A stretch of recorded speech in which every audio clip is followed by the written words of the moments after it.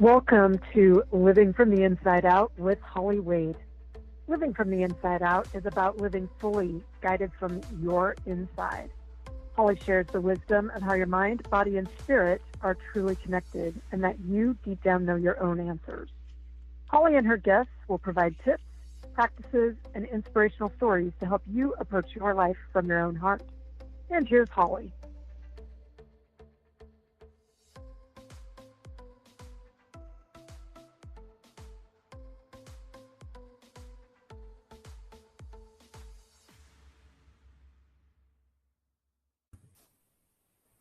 Hello, everyone. This is Holly Wade with Holly Wade Wellness. Thank you so much for joining this week's episode of Living from the Inside Out. Today, I'm going to hit some controversial things. And if you notice that you feel a reaction about some of the information that I share, good. What I'd like to spend some time doing today is kind of allowing you to become a smart consumer when it comes to your health. We think about this like around January, right before the new year, we're going to see all kinds of in the online space, we call it shiny object syndrome. So all the flash and bling, lose weight in 10 days, in just 10 minutes a day, you can look like this, all that stuff. Well, it's all BS. When you really understand exercise science, when you understand how the body adapts and changes, there is no quick fix. You didn't get here overnight. You're not going to get back to where you want to be overnight. It's going to take some work, some attention, some dedication, some just discipline. That's the word I'm looking for. Like you really have to commit to yourself and to a lifestyle change, not a trend. And that's the difference. I've been around the industry long enough to see these fads and trends, even in group fitness classes. So when I was in college, it was the hit it hard stuff. Typo came out and, it kind of cycled out and then it made a resurgence. And so now we're back to those hit it hard, athletic kinds of things. And along with the mind, body, and yoga and Pilates, but even with that, it's not the tried and true. Not everyone, but a lot of people kind of come up with their own little twist on something that doesn't need a twist. So let's dive in. The topics I'm going to cover today in terms of what are the claims about certain things that we are being guided toward using, and are they true or not? We'll put the science to the test. Because here is the truth. While something is natural, it does not mean that it's good for you, or that in large quantities that it's good for you. It's really important that even if it's natural, or even if you're going to some kind of alternative care provider, that you understand the benefit and understand whether it actually works or whether it's a placebo effect. Because while there are, in the medical profession, some practitioners, and there are some fantastic practitioners. It took me a long time to find my doctors in Denver. And let me tell you, they are solid gold. And I remember when I was trying to find a diagnosis for Crohn's, it took me over 2 years, and I was desperate. I was desperate to feel good. I was desperate to have energy. I was in my 20s, for heaven's sakes, and I wasn't getting to live. And I know some of you can relate to that feeling. And then you go into the doctor's office and don't really get anywhere. It's really discouraging. And you start to not trust, and you start to think that maybe it is all in your head, or maybe there's something else. And then when you go over into the alternative side, you can find the same thing. And it can be just as shaming. Recently I've had some people, when I admitted that, I mean, I'd tried everything naturopathically and holistically to heal my gut. And the bottom line is that over time, that scar tissue just got so scarred that nothing could pass through. Like air couldn't even get through 4 areas of my intestines. So no wonder I couldn't hold food down. It wasn't because I thought it into place, into being. Was I under distress? Heck yeah. Did I have some deprogramming and unlearning to do? Yes. Those things absolutely contributed to my gut issues. Was that everything? No.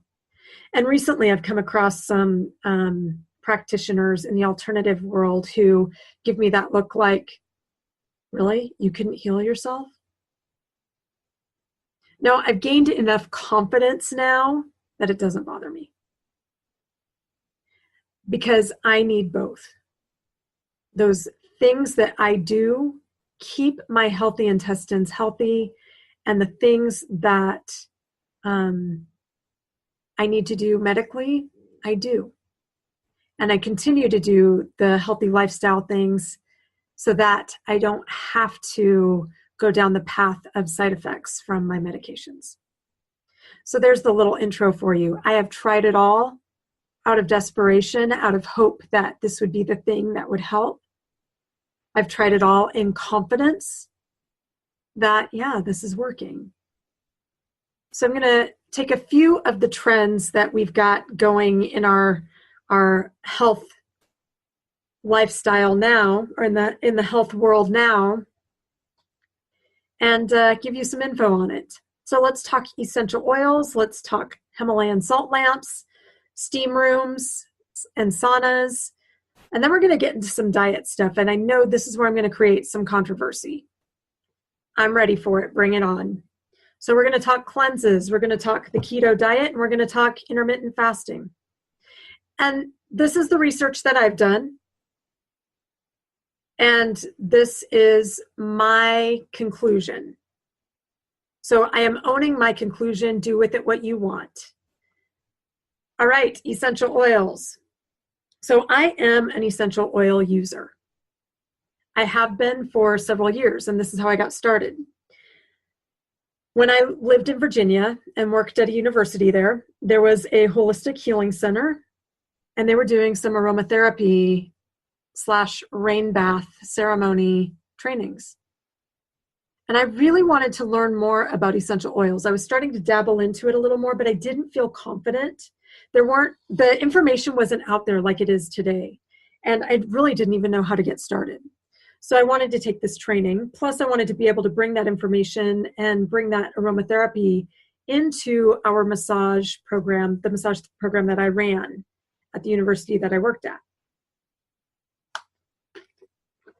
So I learned from the Native American shaw woman who taught Gary Young about the raindrop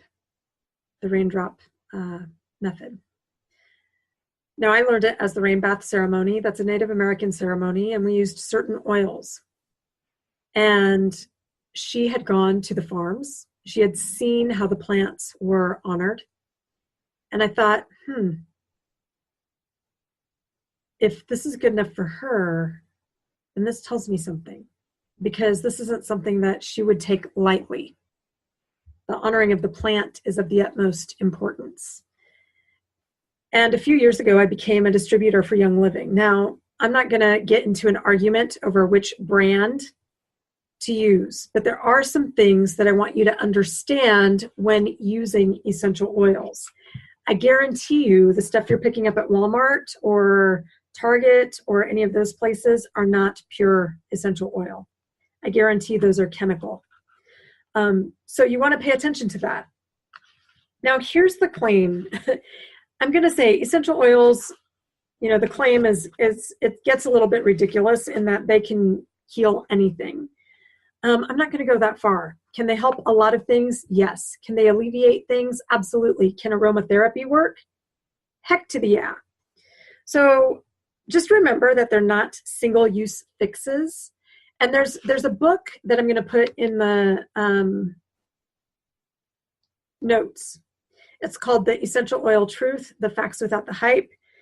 It's written by Jen O'Sullivan, and this isn't that I get a percentage on this. I'm not an affiliate for her, but this is my Bible when it comes to understanding how essential oils work and the truth about them.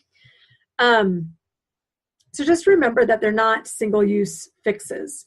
Now, let's talk a little bit. Why do they work? Directly from her work. Your body has 100 trillion cells-ish.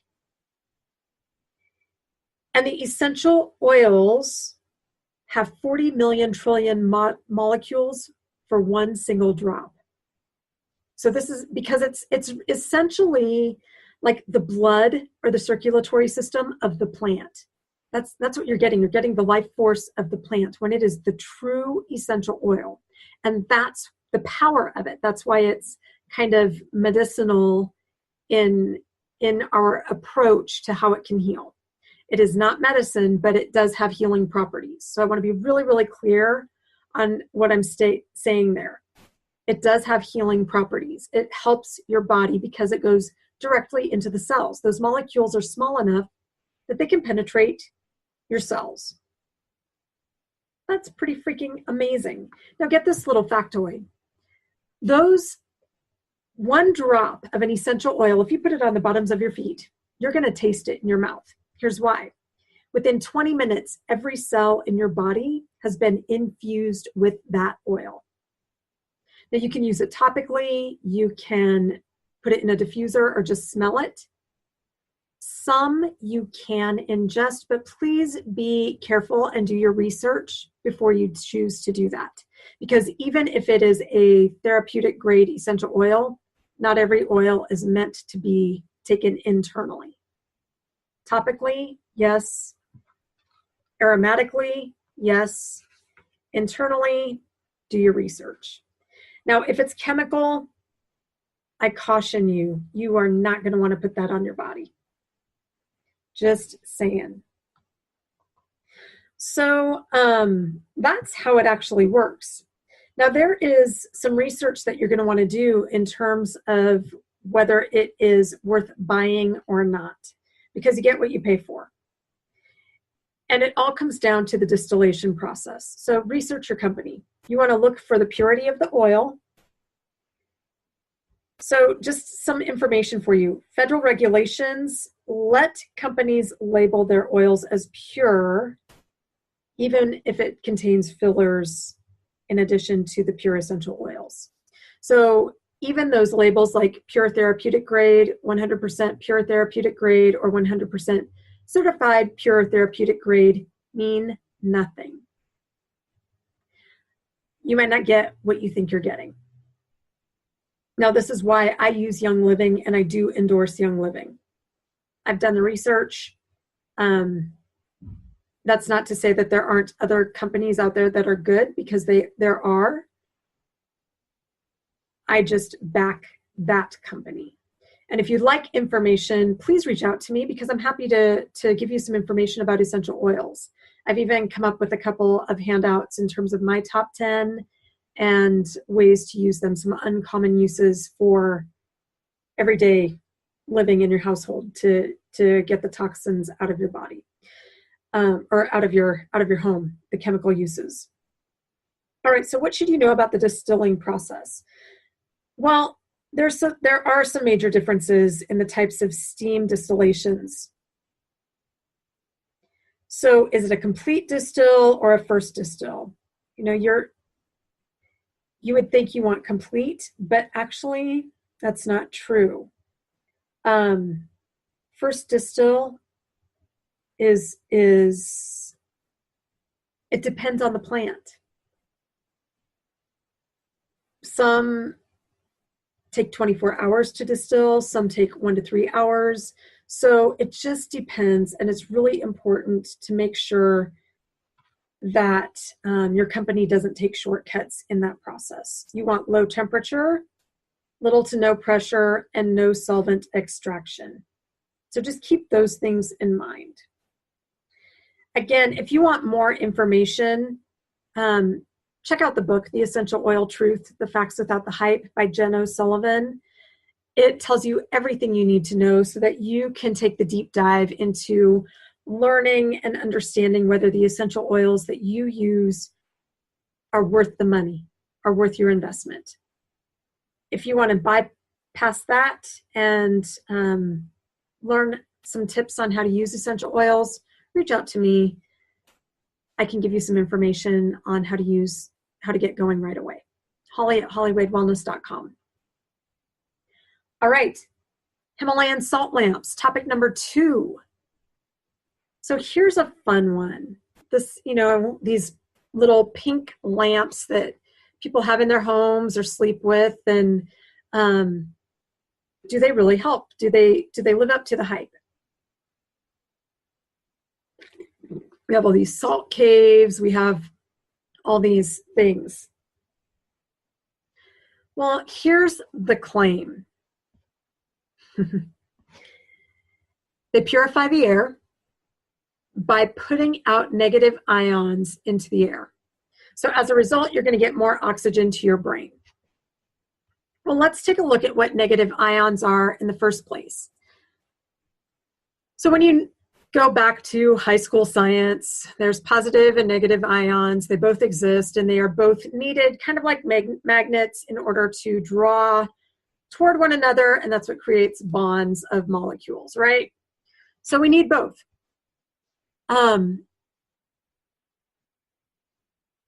Here's the thing. So generally speaking, this is by WebMD, negative ions increase the flow of oxygen to the brain, resulting in higher alertness, decreased drowsiness, and more mental energy. All right, good stuff. They also may protect against germs in the air, resulting in decreased irritation due to inhaling various particles that make you sneeze, cough, or have a throat irritation. All right, so do these salt lamps generate negative ions? Yes, they do. Probably not in the amounts that you need. You can accomplish the same thing by having plants in your house and by spending time in nature, and which are probably the more effective ways to do it, especially if you can get around water. Lightning generates negative ions, so during a rainstorm, you're getting a full balance of those ions in the air. That fresh rain smell afterwards, that smell of waterfalls, the smell of the ocean, all of those things are an example of what that does in the air. But if you have water nearby, a stream, a lake, a river, go spend time in it or around it. It'll do the same thing. It'll calm you down. It will give you that oxygen in your body that you need. And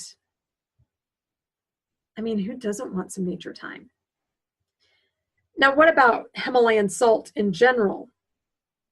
Well, the true benefit comes from ingesting salt, because we do need some.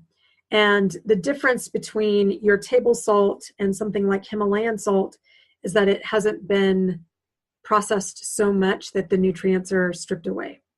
So all you need is like one little crystal, put it under the tongue of under your tongue and let it melt and dissolve, and you're going to get some benefits from that.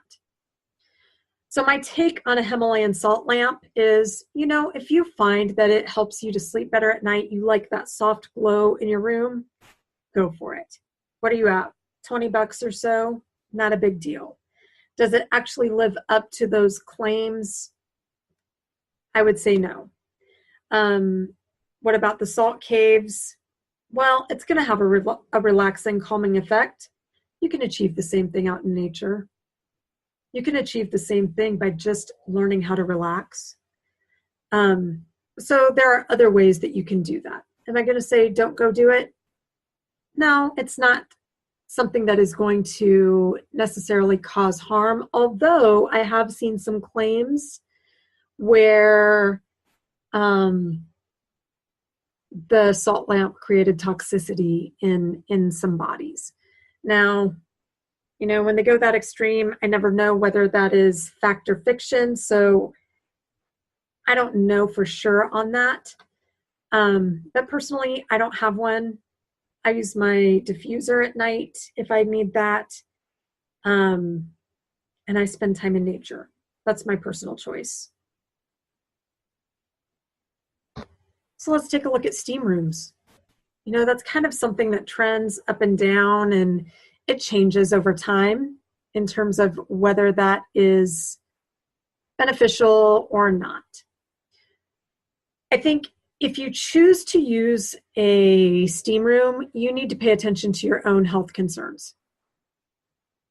And you need to be smart about it, like anything else. So there is some research. There's this great article in Time magazine. The case for sauna bathing is stronger than ever. Now let's just talk about this. This is actually one of those tried and true things that has been throughout the ages. The Greeks and the Romans had their steam rooms. They had their baths. They still do this in Europe. They'll go sweat it out and then they'll go jump in something cold. Now, you only need about 20 minutes of time in a sauna. You don't need a lot of time. You need to make sure that you hydrate. And what does it do? Well, here it is. These saunas are heated to between 80 and 100 degrees, and they're interspersed with periods of cooling. This is the Finnish sauna, like it's in Finland. What happens is you're sweating out. You're sweating out those toxins in your body. Now, what are toxins? Well, we actually have them. It's waste product. And we are meant to sweat them out. Our bodies naturally do that. We do need to sweat. That's why deodorants are kind of one of those things of controversy. Deodorant, yes. Antiperspirant, be careful with that. So let's talk about the benefits of saunas. They may improve your vascular health, so your circulation. Well, that makes sense because that heat is going to dilate the blood flow. It's going to increase your body's ability to for circulation. They can improve respiratory function. Well, your heart and lungs are in the same area. And when you can breathe in moist air, and I know people hate that word, but I'm using it. Sometimes when you can breathe in that moist air, that's why we use, why am I blanking? When you have a cold. Humidifiers. That's why we use those to help us breathe at night when we have a cold, right? Well, that's the same thing. That's what you're doing. So sauna bathing might boost your body's immune response and your ability to do that. Pain relief. Well, that heat and cooling, that interspersed heat and cooling allows blood flow and circulation to go to the body, to those aching joints and muscles. It's going to give nutrients to those areas. So you're getting that gunk out of your body. You're replacing it with fresh water. Good stuff. I'm a fan of this one. In a responsible amount of time, I kind of have issues. I will personally say this. I have issues with hot yoga because most people don't know how to replace their bodies with electrolytes after spending an hour to 90 minutes in a room that's over 100 degrees. I think it's a bit extreme and not necessary for your body.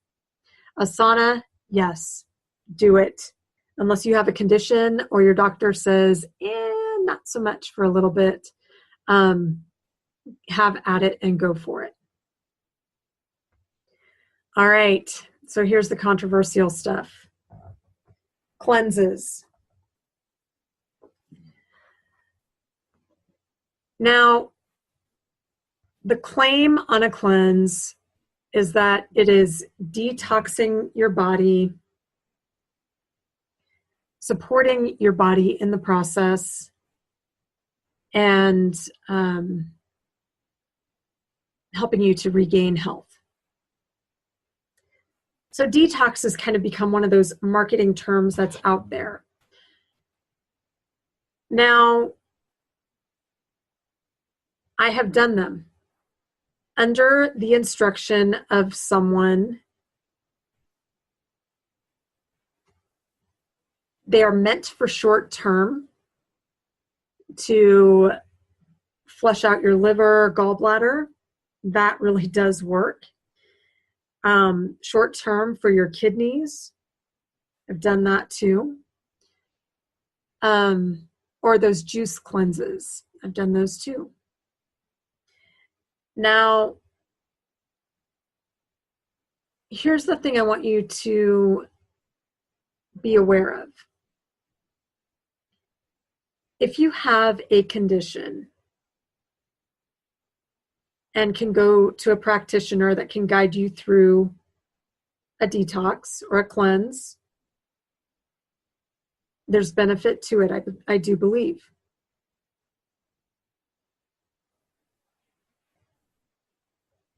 If you are a mostly healthy individual, I don't think you need to do it. Here's why.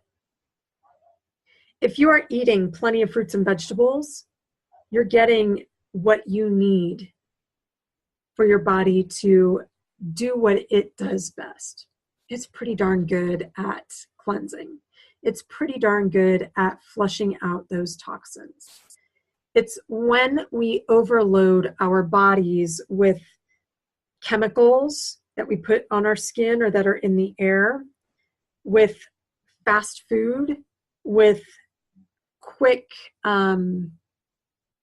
processed food, or food-like products, as I actually like to call it, that's when we start to get in trouble. That's when we're going to throw things out of whack, and that's what clogs up our systems. So if you're eating healthy, if you are moving your body, if you're, like jumping or bouncing or doing that, your lymphatic system is going to start to move things around. If you are eating lots of fruits and vegetables, you're probably fine and do not need to do a cleanse. Here's my overall advice. Take it or leave it. If it's endorsed by Hollywood, if it is a health something endorsed by Hollywood, don't buy into it. The celebrities are not experts when it comes to health. They are not experts when it comes to fitness. They are not experts when it comes to these things. They are entertainers and celebrities, actors, actresses, models. They may have information about that stuff because they have to train their bodies and they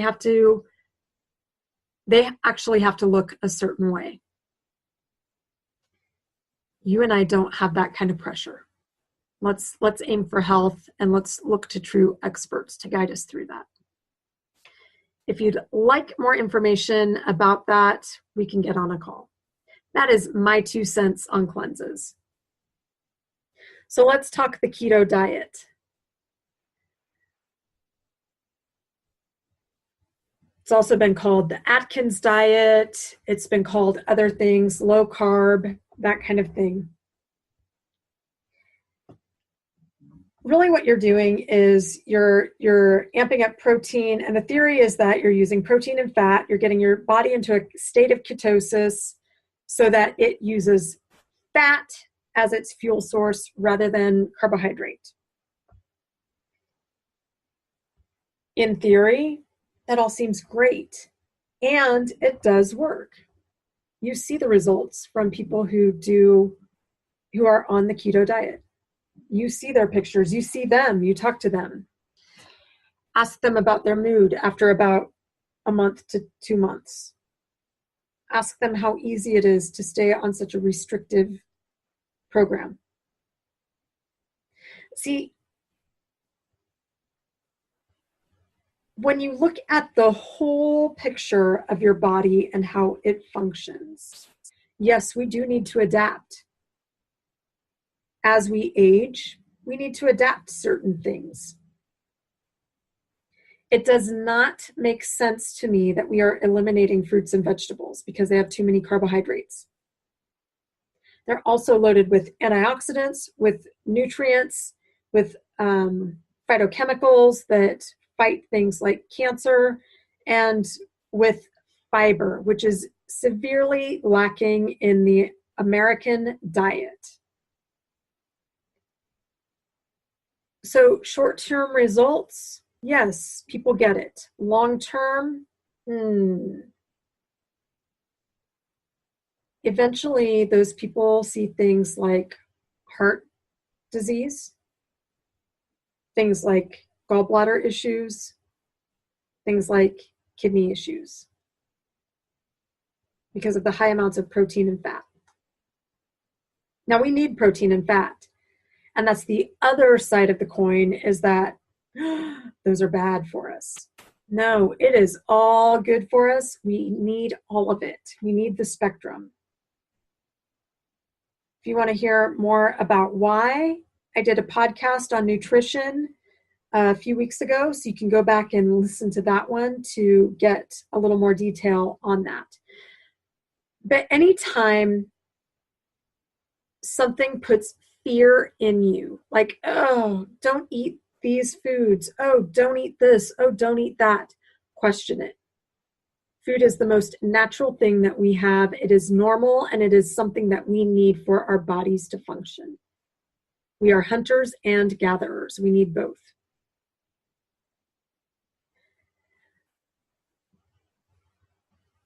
So if it's something extreme like vegan, vegetarian, low fat, no fat, or low carb, no carb, I am not a fan. And that is my take, because we need all of those things. We need fats, carbohydrates, and proteins. Bottom line, we need it all. Don't eat the crap, just eat food. It's common sense. It's not that difficult.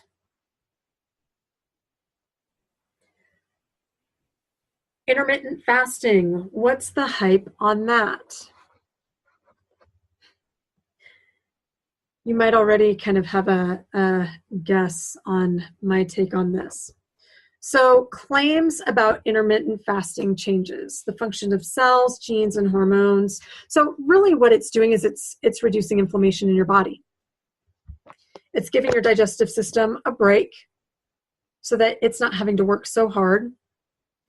And there is some evidence that it does work.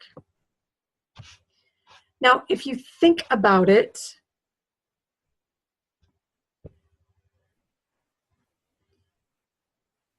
you fast from the time you eat dinner until breakfast. The word breakfast means to break the fast. So you're automatically giving your digestive system a break. And it is when it is in its rest time. Kind of crazy how that works. It's amazing how natural everything is when you understand it. You make it so complicated, and it's not. So let's take a look at a little bit of research on fasting. So there's kind of this myth that skipping breakfast will make you fat. So you can talk about that in terms of fasting. Now, I'm a breakfast girl. I need it. Research is there in that a 16-week study period, there was no difference in weight between groups of those that skipped breakfast and those that ate breakfast in overweight and obese adults.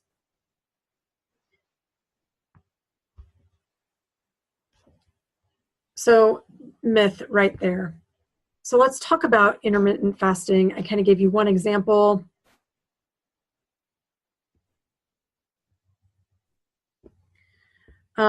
Medical News Daily, I'm pulling up the article.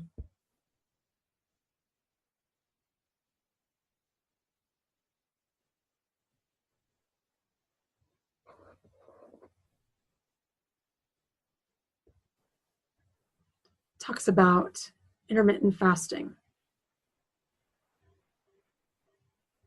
And I've read a few other articles as well.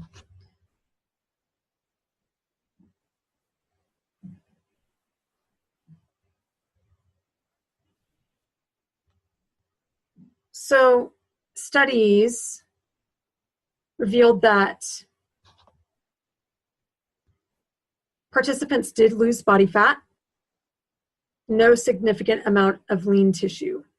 So that's your organ tissue, muscle tissue, and bone tissue was lost. So that's important. That's good. We need our lean tissue, right? We also need some fat to cushion our organs.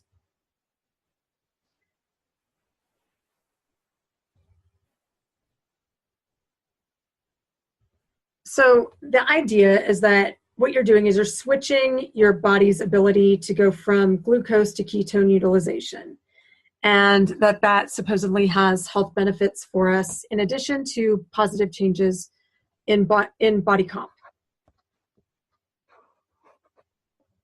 Oh, gotta love all this. The computer is doing some funky stuff. Now, you still want to make sure, you still want to follow a professional. You don't ever want to do a, quote, diet without the guidance of a professional. For some people, intermittent fasting might be helpful. However, I am a fan of your body is giving you natural signals. Now, if you're craving sugar, you might want to pay attention to that. If you're actually hungry, feed and fuel your body. That's what it needs. Don't push it off. Don't wait. Don't abuse your body in that way or your mind in that way, because I think you're just setting yourself up for punishment. And when we do that, then we're never going to benefit. That's what diets tend to do. Now, can intermittent fasting have health benefits? Yeah, it can reduce inflammation. I believe that if you do it right, that you can help your gut to relax and respond. Now, let me caution you on extremes, because people do tend to go to extremes. Your gut, and this goes with juice cleanses too, for long term. Your gut is a muscle. Now, if you've ever broken a limb and had to have a cast, what happened? Those muscles atrophied because they couldn't be used, right? Your gut is no different. If you are not giving it food that it actually has to break down and push through and exercise, so to speak, your intestines weaken, your stomach weakens, those organs weaken because they are muscle too. It's a different type of muscle than your skeletal muscles, but it is muscle. It's smooth muscle. And when it is not given food, that muscle weakens. And those intestines will actually collapse on one another and create problems down the road. So if you do intermittent fasting, meaning you just give yourself some hours throughout the day that you are not eating in order for your gut to get to relax, go for it. Does it have all the benefits that it claims? I'm not a fan. I'm not a fan of long-term fasting, and I'm not a fan of it overall, because I think your body is sending you signals. And if you are hungry, feed and fuel your body. That is exactly what it needs. I'm a fan of turning into your body's wisdom. That is never going to steer you wrong. And it's your responsibility to get to know and understand your body. So rather than taking the advice of people blindly, or the next trend, or the next hype, what if you took some time to get to know and understand your body instead?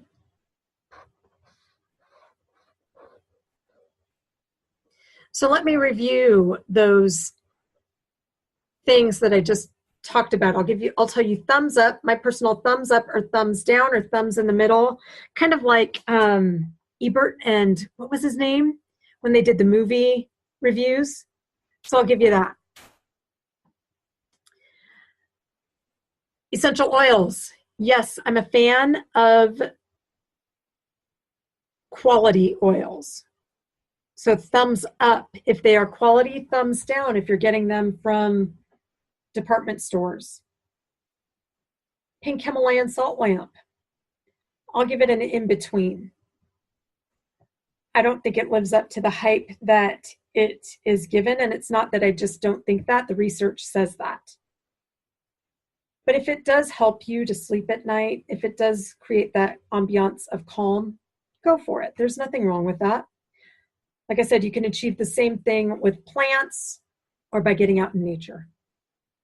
Steam room saunas, I give it a big thumbs up. Abso-freaking-lutely. In moderation. Cleanses. I'm going to give it a thumbs down, a thumbs to the middle to down. On your own, do not do it. If you have a condition that you really are toxic, seek a professional that can help you with that. There are lots of people, and there are people that find success through doing cleanses, but always do that with a professional that has been trained on that. Not a problem. Keto diet or any diet for that matter, thumbs down. Intermittent fasting, I'm going to say thumbs in the middle. It depends on what you need. So I get it in theory in terms of letting your gut relax, but I'm a bigger fan of just trusting your body and listening to its wisdom. So here's my overall take. Or here's how you can work with me if this is of assistance to you. Sorry, my battery was dying on my computer, so that's that little sound. Here's my offer to you. If you're leaning in and going, I really don't know how to listen to my body, or I know that I need to turn my health around, but in a way to do it common sense, because common sense isn't common practice. You're going to be given all kinds of shiny object syndrome out there. If you've tried everything and you're still feeling exhausted and sluggish and you haven't lost weight, then let's get on a 30-minute call. The link to my call, the link to my schedule is in the show notes. I've opened up times for the next 2 weeks, and I would love to get on a call with you to see if there is a way that I can help you. And maybe there's a way that we can work together for a period of time to help you reset your body, reboot your body, or to help you become a warrior for your health in your life. Thanks for joining this week's episode of Living from the Inside Out. I am your host, Holly Wade, with Holly Wade Wellness. Please share these episodes with friends that you think can benefit from these topics. Or if you have a topic that you would really like me to dive into, email me, throw me a comment, find me on Facebook and let's connect and share that with me. I would be more than happy to do the research and share what I have learned in terms of health and wellness and ways that it actually benefits your body, the science versus the hype. Common sense isn't common practice when it comes to our health. If it was that easy, everyone would be doing it, right? Have a great week, y'all. We'll see you next week.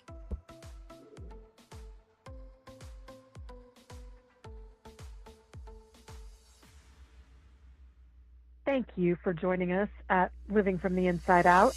Listen every Tuesday at 6 p.m. Eastern. To connect with Holly, just go to www.globalvoiceradio.com. Global Voice Radio is where your voice and your message is heard.